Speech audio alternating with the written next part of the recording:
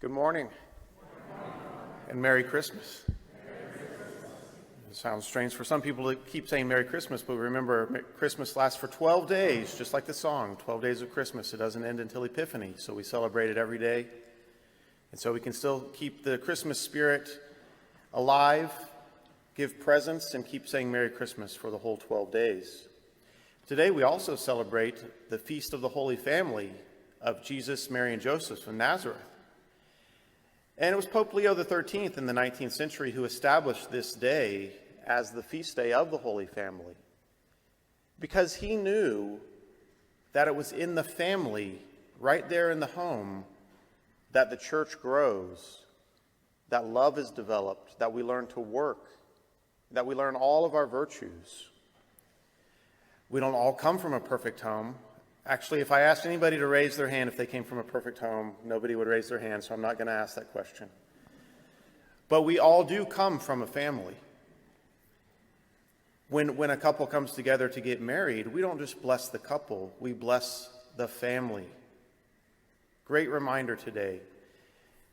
The church itself is a family, and so the model of the family at home and what we have here together, the Spirit of God is in it.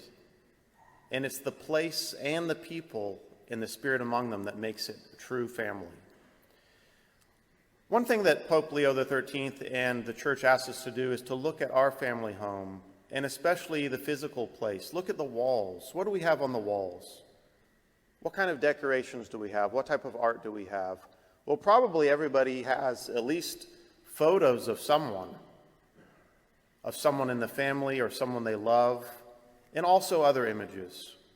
And the church really emphasizes today to look at the family home and say, do I have an image of the Holy Family of Nazareth? Do I have an image of Jesus, Mary, and Joseph together somewhere in the house in a prominent place? If we don't, today would be a great day to order that image and to place it somewhere to remind us of who we are.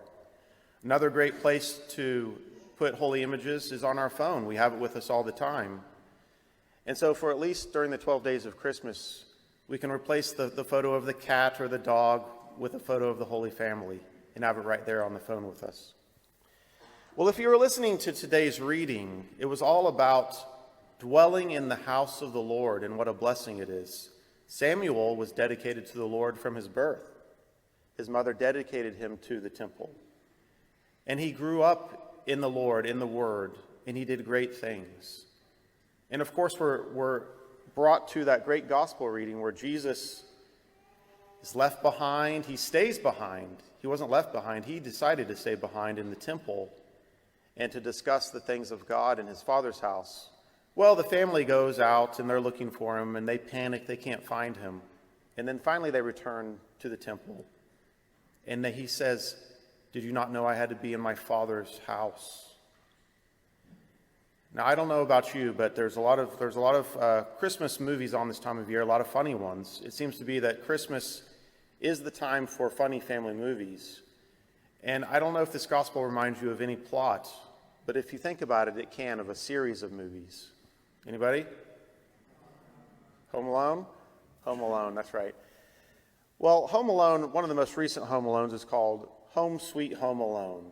And it's no longer Macaulay Culkin because he's too old. He probably has wrinkles now. But they have a new actor. He's a British boy with darker hair. And he also is left behind while the family goes to visit Tokyo for Christmas. Well, as the flight turned out, they were on two different flights. And they didn't realize till they get to Tokyo, to the hotel, that the son has been left behind at home.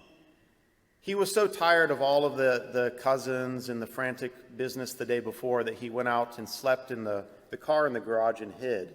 And he wakes up and everybody's gone.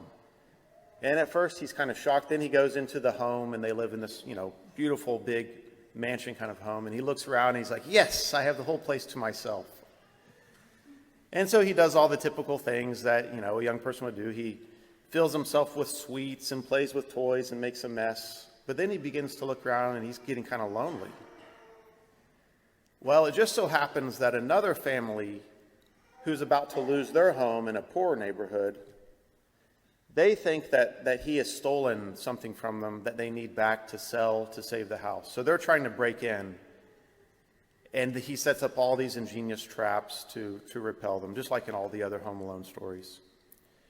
Well, at the very end, the family comes home from Tokyo to find their boy, and everybody realizes one thing. It's not about the busyness and the travel and the vacation. It's about being in a secure home with the people you love that makes life really livable. So today we remember that in this Feast of the Holy Family, and that the home should not be a courtroom for prosecuting each other. It should be more like a confessional. When you come to the confessional, you admit that you're wrong. You ask for forgiveness, and you give it to each other. And then you walk out refreshed and new. So we want to bring that spirit of forgiveness to the home, and of the joy we receive in the Spirit of the Lord with each other. And so please remember this week to try to find an image of the Holy Family to bless your homes with. And may God continue to bless you, and Merry Christmas.